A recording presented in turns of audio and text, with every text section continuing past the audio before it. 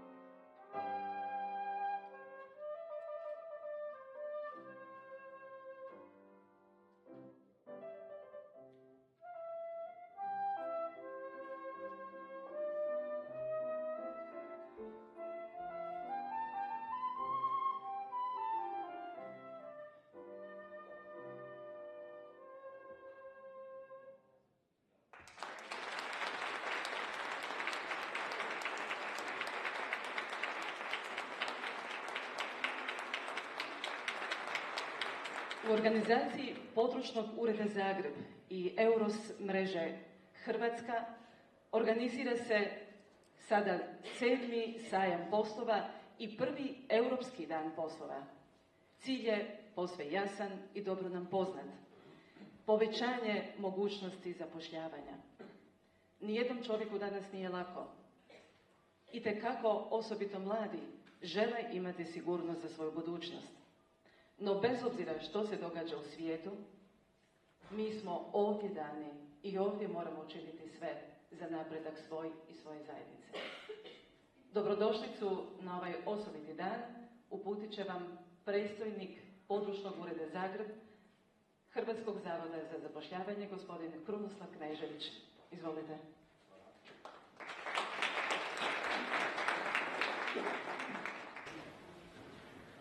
Dragi naše poslodavke i dragi naši poslodavci, ima vas ovdje koji izlažete 88. Činjenica da već prvim danom ulaska Hrvatske u Europsku uniju počeli su se javljati ljudi iz Italije, iz Španjolske, iz Francuske, ali isto tako da bi htjeli raditi u Zagrebu. Ja govorim sada o Područnom uredu Zagreba. Ali isto tako su se javljali i poslodavci koji bi htjeli uzeti naše ljude da rade u njihovim zemljama. Potvrđujemo da je Hrvatski zavod za zapošljavanje po svojoj viziji kao radna ustanova vodeći sudionik u stvaranju tržišta rada, poglavito objedinjavajući i ponudu i potražnju. Cilj je jasan, porast zaposlenosti. Pozdravite ravnateljicu Hrvatskog zavoda za zapošljavanje, gospođu Ankicu Paun-Jarlach.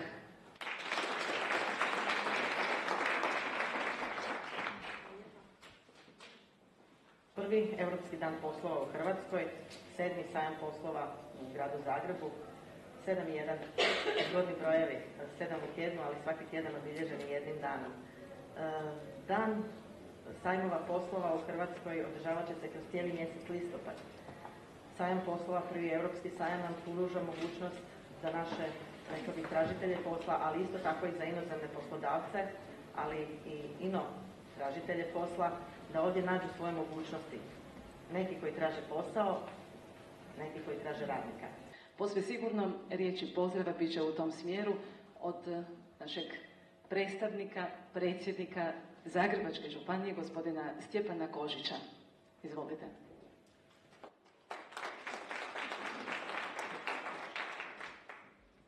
Poštovani ministre, poštovani poslodavci, a posebno tražitelji posla, štovane gospođe i gospode, evo srdačan pozdrav u ime Zagrebačke županije. Ja sam siguran da će ovim danom svi oni koji su došli tražiti posao, bar neko, naći načina, ali i kroz određene razgovore sa poslodavcima, dobiti i nadu da će sutra za njih posla biti.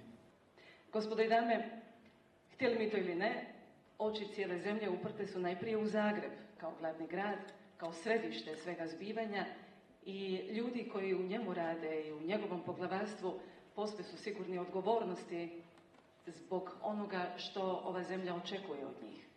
U ime gradonačelnika grada Zagreba, gospodina Milana Bandića, obratit će nam se gospođa Mirka Jozić, pročelnica Gradskog ureda za gospodarstvo, rad i poduzetništvo. Izvolite.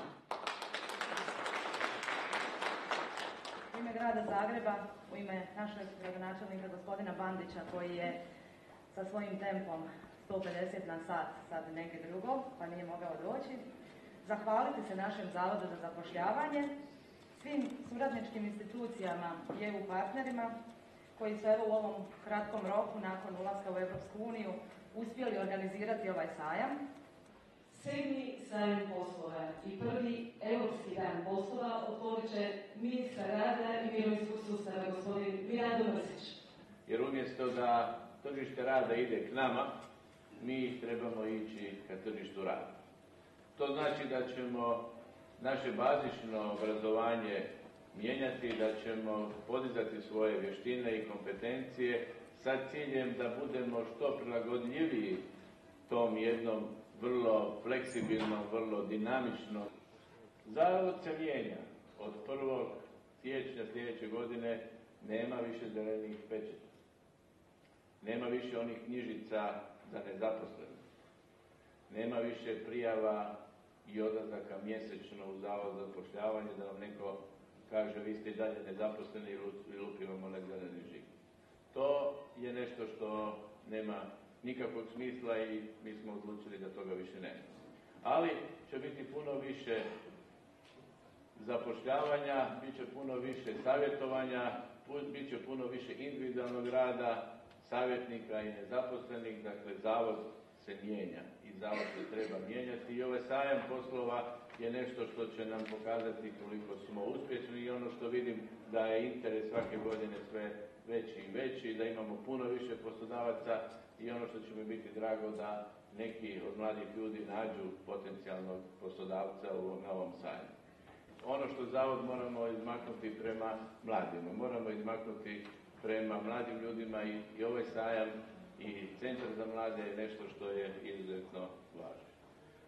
Nadam se da će ovaj sajam biti uspješan, da će ljudi naći svoje radno mjesto i da će nam svima dati ono što je najvažnije, poslodavcima dobrog radnika, a mladim ljudima zaposlenje.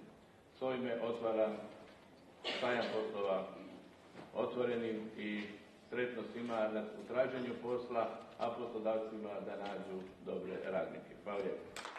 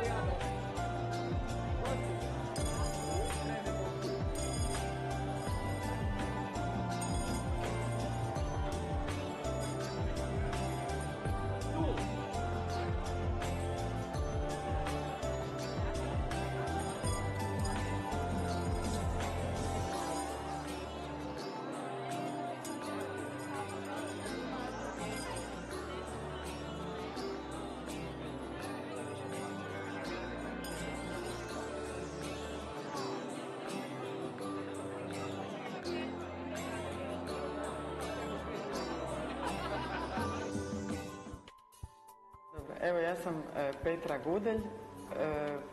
Odlučila sam nakon dugo godina razmišljanja i ohrabrivanja svog samoohrabrivanja, ohrabrivanja svojih prijatelja otvoriti glazbenu školu sa malo pomaknutim pristupom. Moram vam reći da smo izdali 6 programa obrazovanja. Od tih 6 programa obrazovanja skoro 100% djece mi je na mom autorskom programu, koji nećete naći na webu nigdje, jer ga nikad nigdje neću nikome pokloniti, ako bi pesta know-how. To je personalizirano glazbeno obrazovanje, a i oni koji su krenuli po sustavnom glazbenom obrazovanju su me već krajem rujna pitali jer bi oni mogli na personalizirano, jer su ovi bolji, brže napreduju, ljepšniji i tako dalje. Moje ime je Krešimir Dvorski. Zajedno sa kolegom Antom Gustinom pokrenuo sam projekt javnih bicikala u gradu Zagrebu u 5. mjesecu 2013. godine, kada smo zajedno sudjelovali na jednom poduzetničkom natječaju gdje smo njegov studentski rad promovirali pred ostalim sudionicima natječaja i pred stručnim žirijem i odnijeli prvu nagradu. To je bilo na Zagrebačkoj školi ekonomije i menadžmenta. Nakon toga uslijedile su brojne medijske objave, dobili smo poziv za prezentiranje projekta u gradskoj skupštini, nakon koje su uslijedili posjeti gradonačelnicima i zamjenicima gradonačelnika nekoliko hrvatskih gradova, među kojima je bio i Zagreb. I tako da preporučujem svima da se voze bicikli jer je najbrže sredstvo za kretanje kroz grad. Druga stvar, htio bih se zahvaliti svojim kolegicama da su održale super prezentacije, pogotovo Petra koja se bojala da kao nova mlada poduzetnica bez prezentacije da neće uopće dobro vizualizirati svoje ideje, međutim mislim da je bila vrlo srčana, tako da je... U poduzetničke vode ušla sam početkom ove godine, nakon dugog bezuspješnog traženja posla. Moja tvrtka Vanado bavi se razvojem softvera za praćenje, analizu, uštedu i kontrolu u poslovnim procesima bilo koje proizvodne tvrtke, s posebnim naglaskom na održavanje i energetiku. Moja poduzetnička priča je počela nakon nešto više godine dana traženja posla. Nikakva poslovna prilika nije bila na vidiku, tako da je samo zapošljavanje bilo zapravo jedina opcija, znači stvoriti si vlastito radno mjesto. Prošle godine završila sam na Zavodu za zapošljavanje. Nakon 25 godina rada u banci, jednostavno sam u jednom danu otišla sam iz banke i došla sam na burzu. Nakon tolikih godina htjela sam u stvari napraviti nešto na nov način. Htjela sam se baviti nekim drugim stvarima. Uz pomoć svojih savjetnika i uz pomoć Zavoda za zapošljavanje krenula sam u samozapošljavanje. I znači ja sam njima onda na kraju objašnjavam, bilo da se radi o mladima ili da se radi o osobama s invaliditetom ili da se radi o posebnim skupinama, starijim od 50. Međutim, cilj afirmacije poduzetništva je ova priča. Mi sada ulazimo u period kada je poduzetnik upravo ovakav čovjek, koji svega onog što ima može prvo zaraditi sebi plaću i od te plaće osigurati normalan život. Da on zaposli još jednu osobu, on već postaje uspješan poduzetnik. Svi mi koji ste u poduzetništvu znaju koliko to nije jednostavno. Ali ima i određene čare, ima i određene veoma bitne. To je priča zbog koje mi je iznimno onda važno da smo i mi kao Zavod za zapošljavanje i Ministarstvo koje kreira politike krenuli na jednu takvu afirmaciju poduzetništva. Vi znate da kod nas čovjek može dobiti sada 50% bruto plaće na godinu dana, ona je rangirana od 18.000 pa sve Marino negdje do 56.000, ako 85.000 ako osoba s invaliditetom. Isto tako ako osoba završi bez posla i stekne pravo na novčanu. Našoj državi treba pozitivni poruku utemeljenih na činjenicama. Ja često znam na nekakvim svojim skupovima reći ne treba nikakvih lažnih obećanja, ne treba nikakvih lažnih poruka, ali pozitivnih stvari ima. Samo u ovom podatku o porastu samozapošljavanja. Imamo ukupan porast zapošljavanja Zavoda iz evidencije za 17% u formi zadruga, da onda sufinanciramo upravitelje zadruga koji imaju znanja za marketing, za tu logističku podršku. Dali smo savjetnike za samozapošljavanje, malo ih je trebalo još koji savjetuju. Sklopili smo ugovor sa Hrvatskom gospodarskom.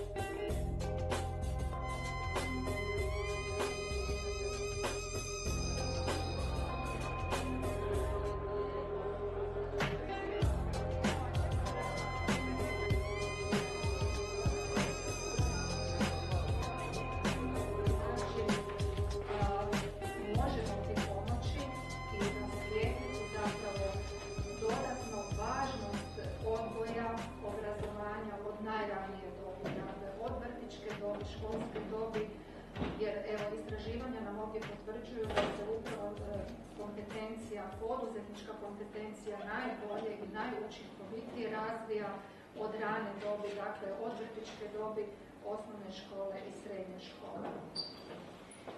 Iz svega toga, dakle iz tih naših pitanja i dilema, došli smo i do cilja našeg okruglog stola, a to je bilo u prvom redu možda da evo sa današnjim danom potaknemo jedno sveobuhvatnije i složenije praćenje i istraživanje ove teme.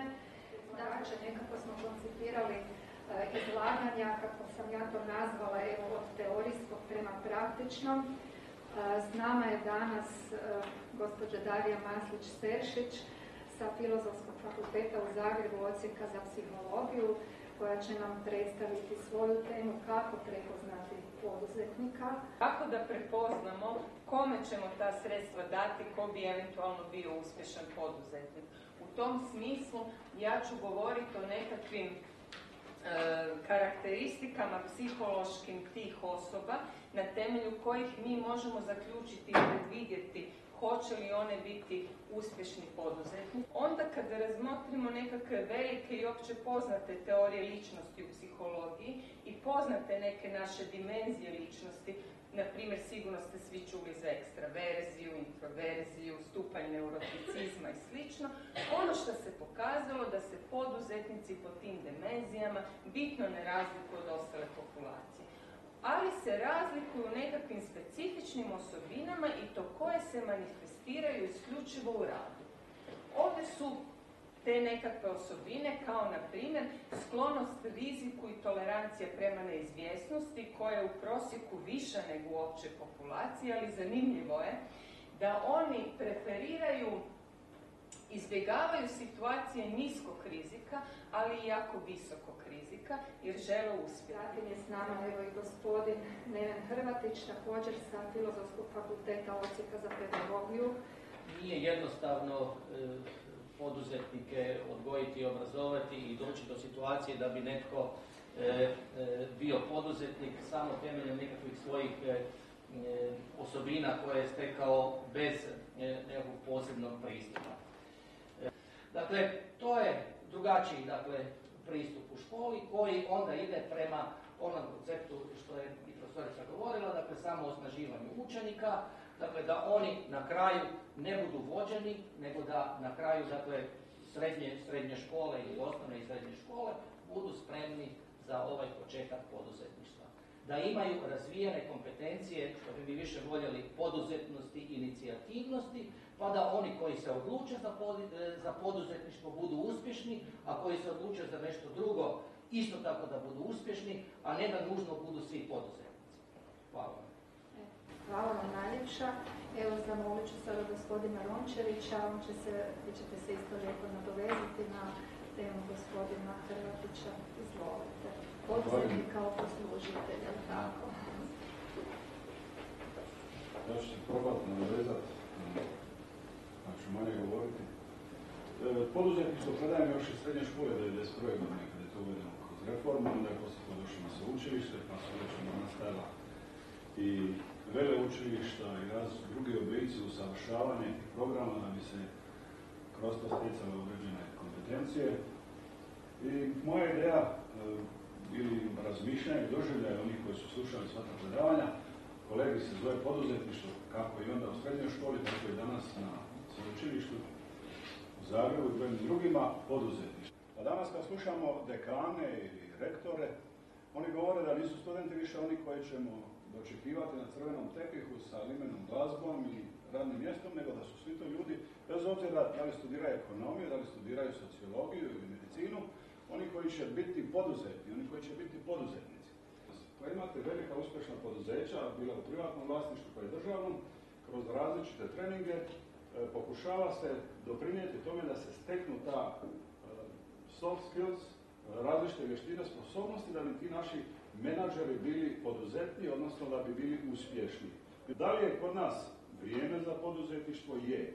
Jedan relativno skromno obrazovan čovjek je rekao, čudeći se koliko je kod nas nezaposlenih ljudi. Već je 18 godina da smo izišli iz rata. Pitao, bit ću prost. Dozvolite mi tako da budem recitiran. Kaže, bogovati kako neće biti posla tamo gdje ima ljudi. Evo, s tim je završio. Dakle, kako neće biti posla u Hrvatskoj koja je izišla iz rata, 300.000 nezaposlenih, gdje su ti poduzetnici, što ih koči? Mi kroz obrazovne programe i ne dajemo. Evo, nastavno, nadam se da ćemo učeći nešto reći. Hvala vam najljepše, gospodine Rončeviću.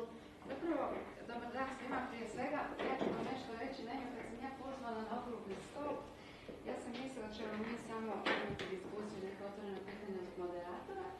A kako smo mi imali tu konferenciju ovaj cijeli tjedan, ja nisam pripremila posebnu prezentaciju koja bi sada nešto definirala, nego sam razmislila o tome da bi možda, razgovarajući s gospođom Zvijanović, da bi možda bilo dobro reći vam što mi radimo i što mi činimo u našoj obrazovnoj grupi Zrinski i kako mi vidimo odgoj i obrazovanje naših studenata i učenika za poduzetništvo.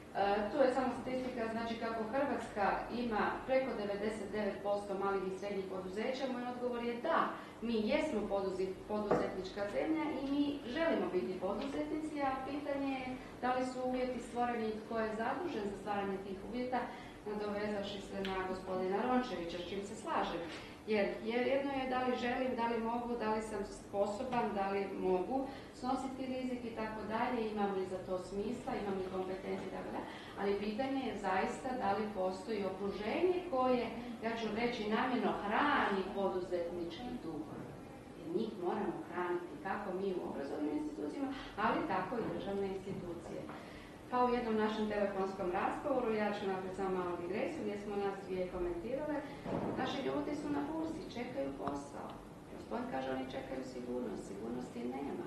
Nismo ni mi sigurni u našim službama. Danas jesmo, sutra nismo.